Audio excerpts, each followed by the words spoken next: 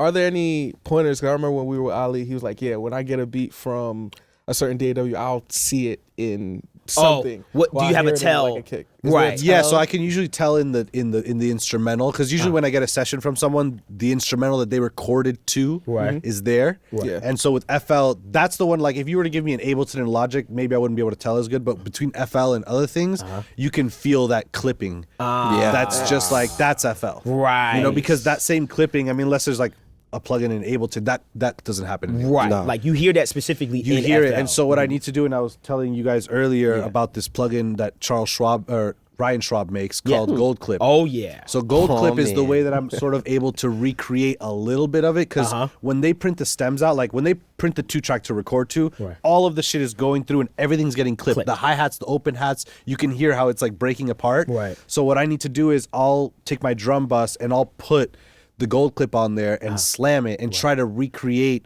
that feeling, because although some would consider it wrong that it's distorting, if it doesn't sound like the demo, it doesn't feel like the demo, the producer's already not going to like it if it's not clipping. For sure. And the artist is going to say it doesn't feel the same. Even though they're not saying, oh, it's not clipping, the artist doesn't necessarily know what's happening, but they feel it. They know. Feel the difference. They pick up on it. They're not going to tell you what it is. No. Because they're not going to know, but the producer will. And he'll be like, it's not clipping the same way that my FL is. So you kind of have to recreate it. So, and it's been difficult in the past before this Swab one to find something like there's the T-Rex clipper. Yes. But to me, it didn't sound the same as the FL. No. Yeah. I would say, sorry to cut you off. What's the closest one you think? Oh, for me personally, I'll be honest with you, Knock from Decap.